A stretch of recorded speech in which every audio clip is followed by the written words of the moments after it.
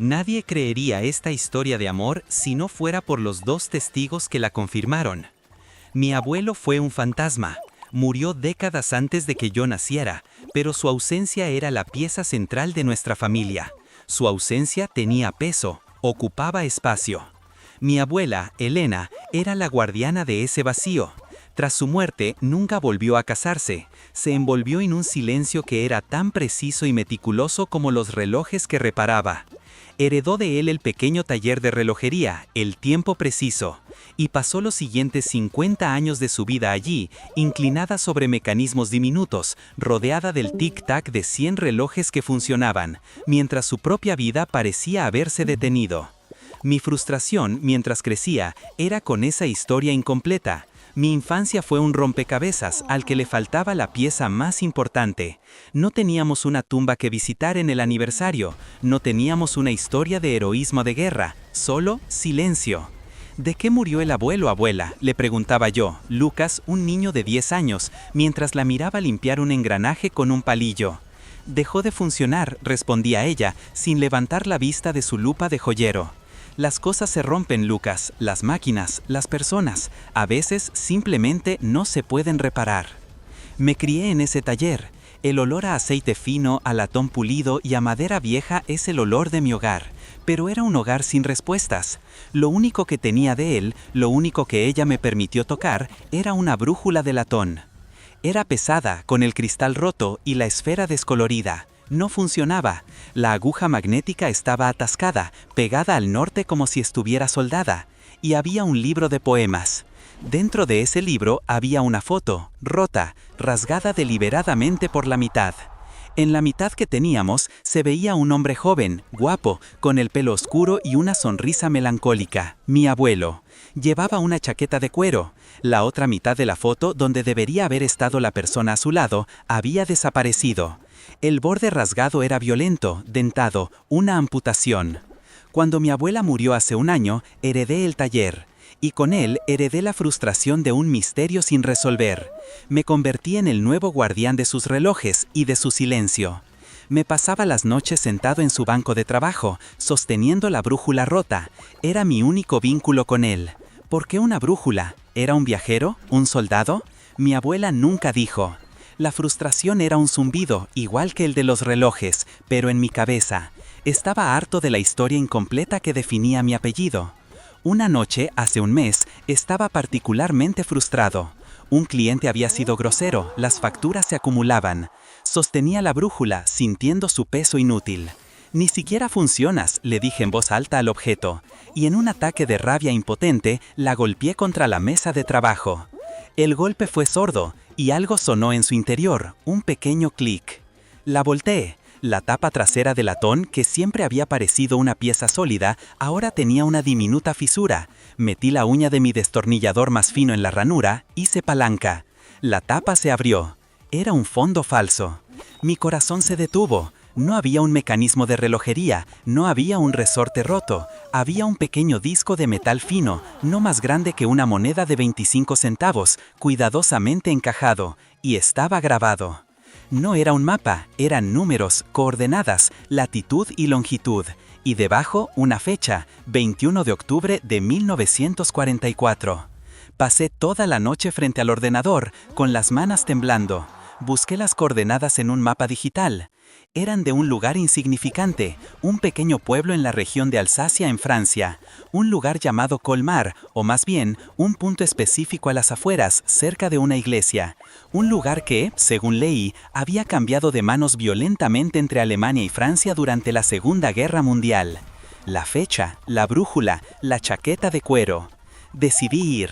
Fue la decisión más irracional de mi vida. Cerré el taller, le dije a mi único empleado, un jubilado que venía por horas, que me tomaba unas vacaciones indefinidas. Vacié mi cuenta de ahorros y compré un billete de avión.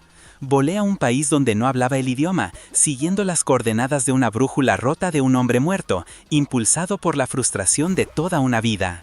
El pueblo era un sueño o una trampa para turistas, calles adoquinadas, canales, casas con entramado de colores pastel.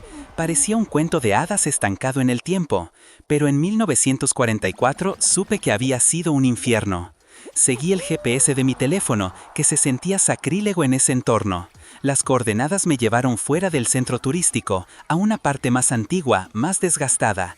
Y allí estaba, una pequeña plaza empedrada frente a una iglesia gótica antigua, cuya piedra estaba marcada por cicatrices de metralla. En el centro de la fuente, una fuente seca.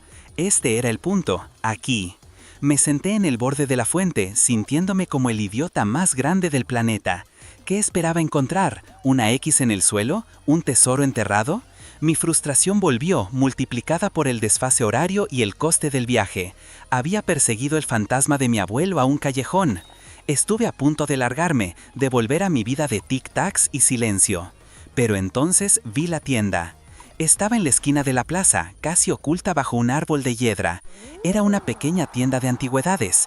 El letrero de madera desvaído decía Le Grenier du Temps, irónico. Entré. Una campanilla sonó. El lugar olía a polvo, a madera de cedro, a cera de velas y a vidas pasadas. Un anciano con gafas diminutas redondas como las de un reloj estaba detrás de un mostrador, abarrotado, puliendo una cuchara de plata.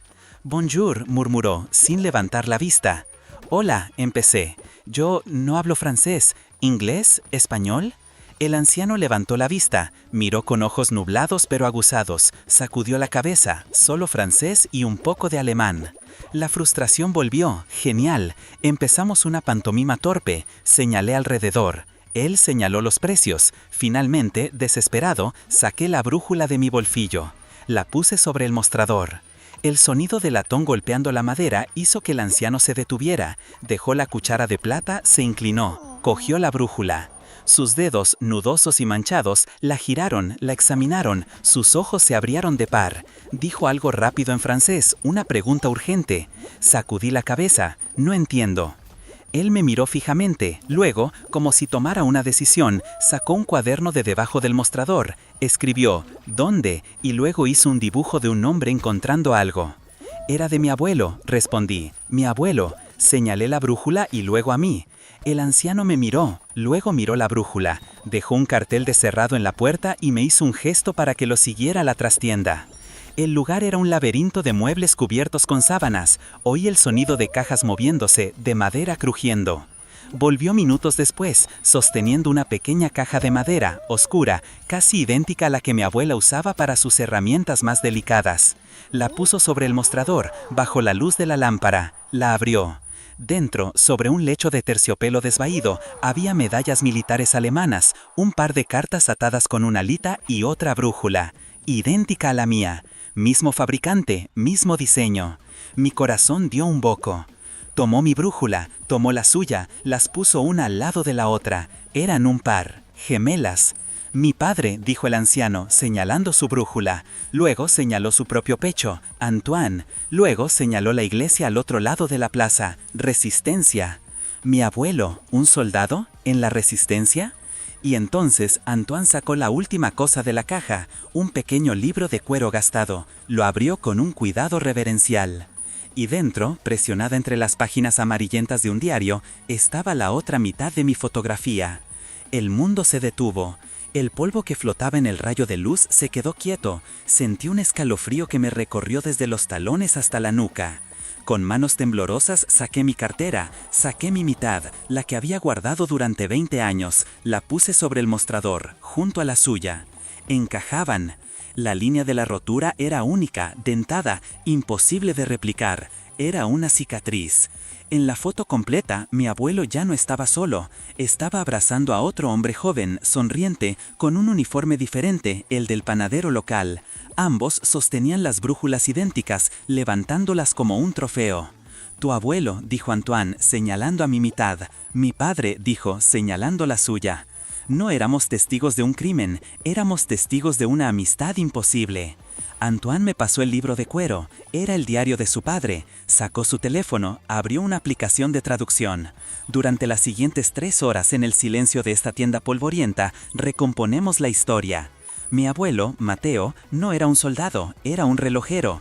Había sido reclutado a la fuerza por el ejército alemán de ocupación. Su trabajo, reparar sus equipos de precisión, sus cronómetros, sus radios, lo tenían trabajando en la comandancia, justo al lado de la iglesia.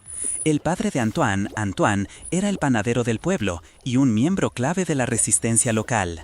Se conocieron por casualidad. Antoine le llevaba el pan a la comandancia. Vio que mi abuelo arreglaba un reloj con una tristeza infinita. Antoine le habló en español, un idioma que había aprendido de los refugiados republicanos. Mi abuelo, cuya madre era española, le respondió. Se hicieron amigos, hermanos. Mi abuelo, el relojero silencioso, empezó a pasar información a la resistencia, horarios de patrullas, movimientos de tropas, todo lo que oía en la comandancia. Usaba las brújulas gemelas que él mismo había modificado para esconder mensajes. Las coordenadas no eran un tesoro, eran el punto de encuentro, la fuente seca. La foto se la tomaron una semana antes de la tragedia. El diario de Antoine lo contaba todo. Mi abuelo fue descubierto. Un oficial notó que un cronómetro vital tardaba demasiado en ser reparado. Investigaron, encontraron la brújula. Lo ejecutaron el 21 de octubre de 1900.